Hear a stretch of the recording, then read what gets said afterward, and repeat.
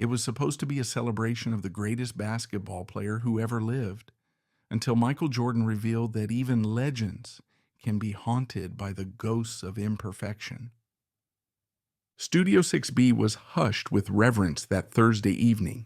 The Tonight Show's signature blue and gold lights cast their familiar warm glow as the Roots laid down a subtle, respectful groove. 300 audience members filled every seat, their anticipation electric, yet reverent for one of the most iconic figures in all of sports history. Jimmy Fallon, impeccable in his midnight blue suit, bounded onto the stage with that infectious enthusiasm, though noticeably tempered with the profound respect due to tonight's legendary guest. "Ladies and gentlemen," Jimmy announced with genuine awe, "please welcome the one, the only, the greatest of all time, Michael Jordan." The applause was thunderous and sustained, bordering on worship, as Michael emerged from backstage.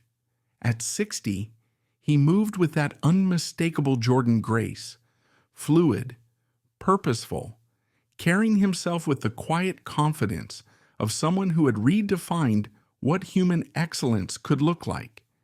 His perfectly tailored charcoal suit emphasized his still athletic frame, and those eyes, those intensely competitive eyes that had stared down countless opponents, seemed to be constantly evaluating, constantly measuring.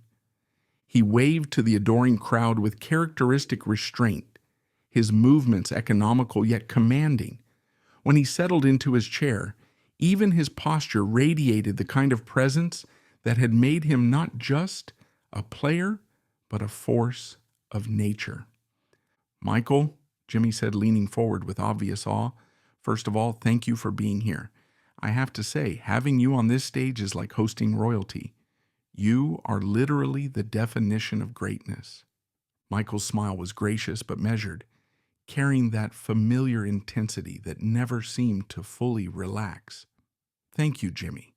I appreciate that, though I'm not sure about the royalty comparison. I just played basketball." The audience chuckled, but there was something in Michael's deflection that suggested he wasn't entirely comfortable with the praise.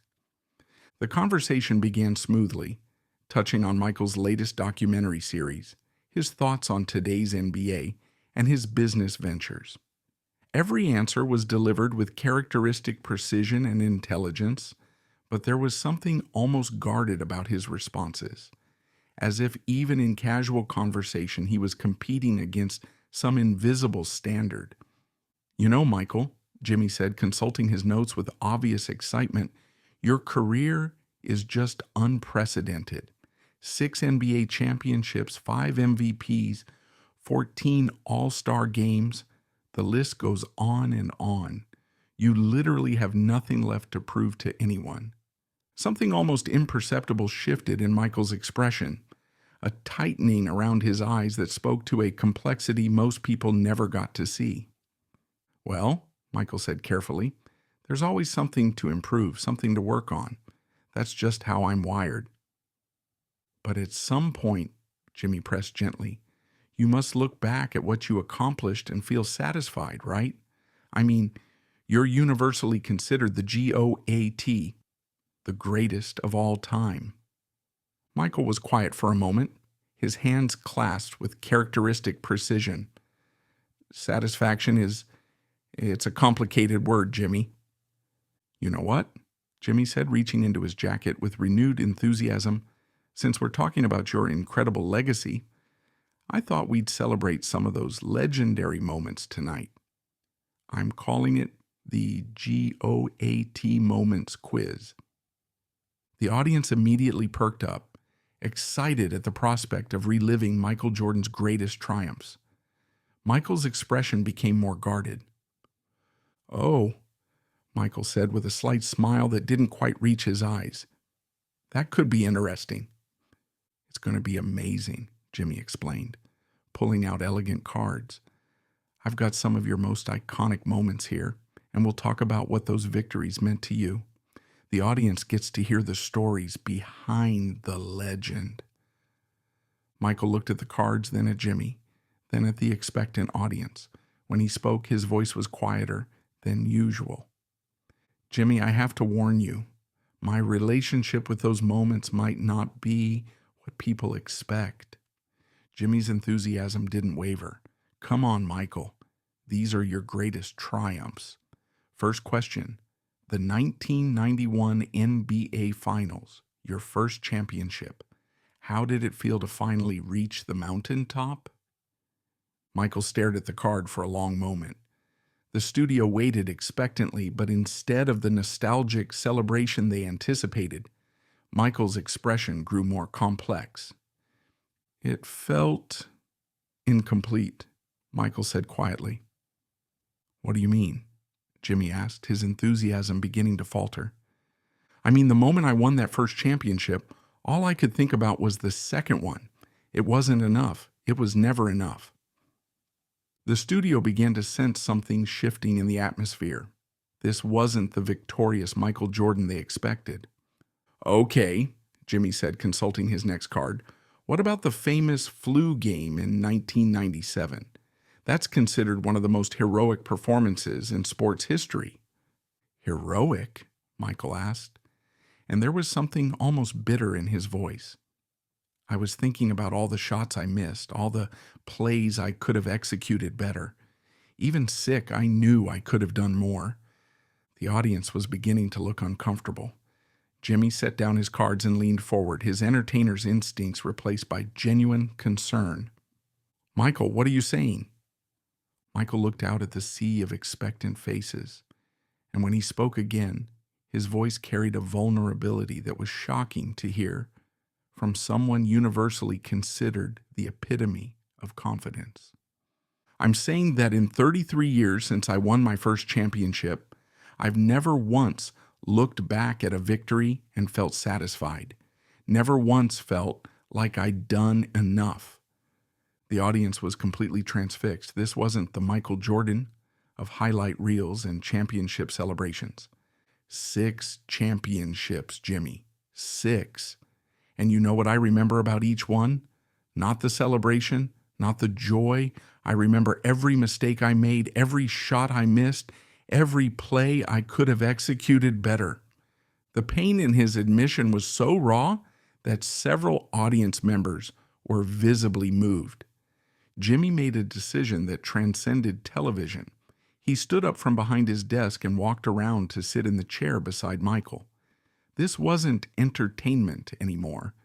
This was one human being trying to understand another's lifelong struggle with impossible standards.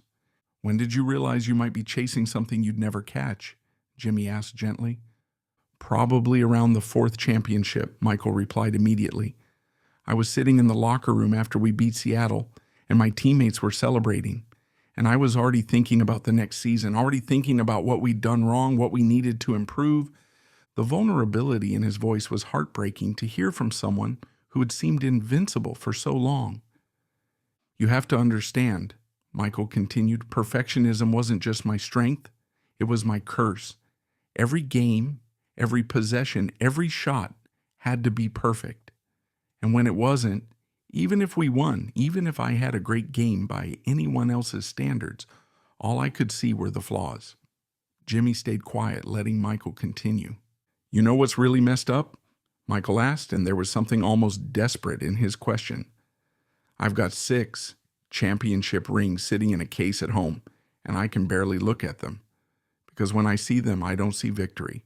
I see all the games we could have won better, all the seasons we could have been more dominant. Tears were beginning to form in his eyes, and the sight of Michael Jordan crying was so unprecedented that it felt like witnessing something mythical. The worst part is, Michael said, his voice breaking slightly, I taught my kids to be competitive, to strive for excellence, but I'm terrified I also taught them that nothing is ever enough, that victory isn't actually victory if it's not perfect. The silence in the studio was profound. So what would enough look like? Jimmy asked softly. I honestly don't know, Michael admitted. I've been chasing perfection for so long that I've forgotten what satisfaction feels like. Maybe I never knew. Jimmy looked at Michael with profound understanding. Michael, what if I told you that your imperfections are what made you great? What if the fact that you were never satisfied is exactly why you kept pushing? But at what cost? Michael asked. I missed family dinners because I was watching game film. I lost friendships because I couldn't accept anything less than total commitment. I turned basketball into war instead of just enjoying the game I loved. But you also inspired millions of people, Jimmy said gently. You showed the world what human potential looks like when it's unleashed. Did I? Michael asked, and there was genuine uncertainty in his voice. Or did I just show them what obsession looks like when it's dressed up as excellence? When they returned from commercial break, they had a completely different conversation. Michael talked about the difference between healthy competition and destructive perfectionism, about learning to find value in the process rather than just the outcome, about trying to teach his grandchildren that effort matters more than perfection. The thing about being called the greatest, Michael said as the interview wound down, is that it's supposed to feel like an endpoint. But for me, it just felt like more pressure to maintain something I was never sure I deserved in the first place. Jimmy nodded thoughtfully. So maybe the real victory isn't in being perfect. Maybe it's in accepting that you're human, even when the world wants you to be superhuman. Maybe, Michael said, and for the first time in the entire interview, his smile looked genuinely peaceful. Maybe it's time I learned to be proud of what I accomplished instead of ashamed of what I didn't. It wasn't just late-night television. It was a reminder that greatness isn't measured by the absence of doubt or dissatisfaction, but by the courage to keep striving while still finding ways to appreciate the journey, even when the journey never feels quite complete.